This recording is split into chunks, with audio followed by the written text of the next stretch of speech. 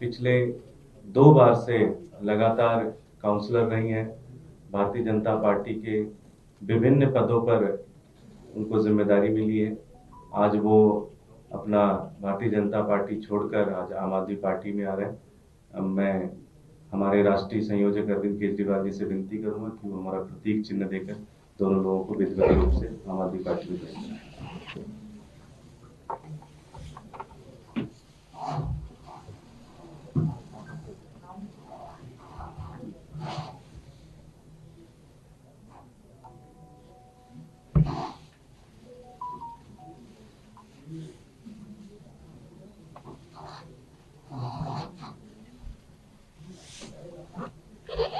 मैं कुसुम लता जी से विनती करूंगा 2 शब्द कहें।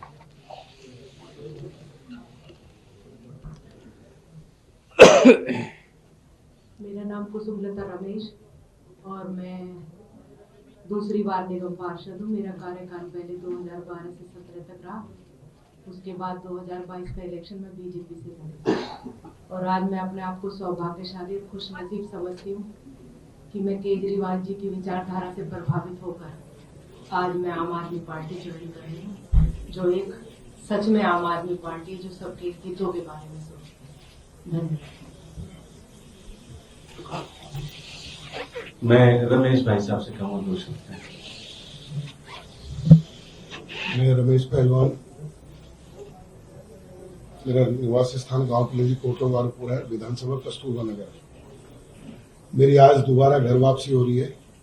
मैं सौभाग्यशाली हूं कि मैं आदरणीय दिल्ली के दिल की धड़कन, गरीब असहाय सबके साथ 24 घंटे हर समय खड़े रहने वाले शख्सियत जो दिल्ली को पूरी दुनिया देखती है तो माननीय केजरीवाल जी की नजरों से देखती है कि दिल्ली में कितना सुधार हुआ है, कितना अच्छा हुआ है। एजुकेशन का मामला हो, चाहे बच्चों को विदेश जाने का मामला हो।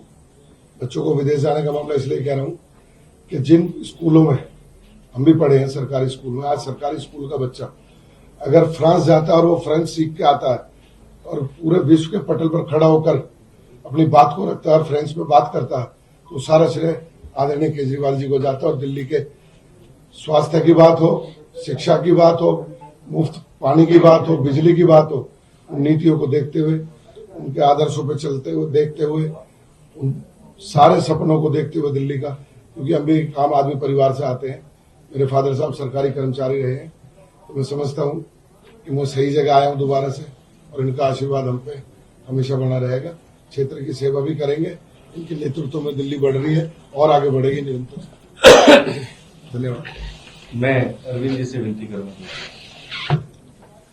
आज मुझे रमेश पहलवान जी और उनकी धर्मपत्नी और अपने इलाके की काउंसलर कुसुम लता जी को आम आदमी पार्टी में वापस शामिल कराने में बेहद हर्ष और खुशी हो रही है। आप लोगों की जानकारी के लिए बता दूं कि 2012 नवंबर में हमारी पार्टी बनी थी और 2013 में रमेश पहलवान जी आम आदमी पार्टी में शामिल हुए थे। उसके बाद 2017 तक आम आदमी पार्टी में रहे। किसी कारणवश, जो भी कारण रहे, फिर ये आम आदमी पार्टी इन्होंने छोड़ दी और आज 7 साल के बाद इनकी घर वापसी हो रही है। तो मैं तहे दिल से दोनों का स्वागत करता हूं। आप अगर उस इलाके के लोगों से पूछें तो आपको पता चलेगा कि रमेश जी और कुसुमलता जी किस तरह से 24 घंटे अपने लोगों के बीच में रहते हैं। किसी का भी सुख दुख हो, छोटे से छोटे व्यक्ति का सुख दुख हो, हर एक के सुख दुख में ये सबसे आगे रहते हैं। और रेसलिंग के क्षेत्र में, स्पोर्ट्स के क्षेत्र में रमेश पहलवान जी कई संस्थाओं के भी अध्यक्ष और मेंबर हैं और इन्होंने काफी अहम भूमिका दिल्ली के स्तर पे निभाई है।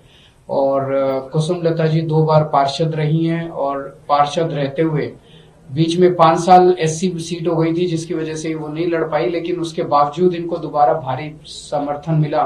इसी से जाहिर है कि ये अपने क्षेत्र में कितनी लोकप्रिय हैं। तो मैं इनका वापस स्वागत करता हूं और मुझे लगता है कि इनके आने से आम आदमी पार्टी को उस क्षेत्र में काफी मजबूती मिलेगी। बहुत बहुत शुक्रिया। सर, आपने अमित शाह जी को कल चिट्ठी लिखी थी। 2 सवाल मैं लूंगा कि आपको उनसे मिलने का समय मिल गया। दूसरा, जिस इन्फिल्ट्रेशन को लेकर के आपने उनसे सवाल पूछा था कि बॉर्डर से वो कैसे आते हैं, एजेंडा आज तक पर अमित शाह ने कहा कि 4% बॉर्डर फेंसिंग है, हम उसे नहीं कर सकते, ये राज्य सरकारों की जिम्मेदारी है कि वो इस तरह इन्फिल्ट्रेशन न बढ़ने दें या इसको व्यापार न बढ़ने दें। दोनों पर आप पहला क्वेश्चन क्या था? आपने कल क्या? मैंने कल चिट्ठी लिखी थी अमित शाह जी को, और दिल्ली के अंदर कानून व्यवस्था बहुत ज्यादा खराब होती जा रही है। दिल्ली में व्यापारियों को खुलेआम फिरौती मिल रही है, व्यापारियों को व्यापार करना मुश्किल होता जा रहा है।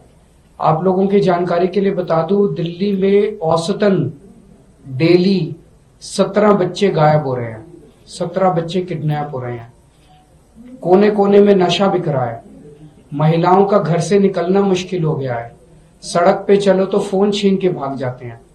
ऐसे में मैं उनसे मिलके उनके साथ चर्चा करना चाहता था, अपने सुझाव देना चाहता था, उनकी व्यूज जानना चाहता था कि दिल्ली को कैसे सुरक्षित किया जाए।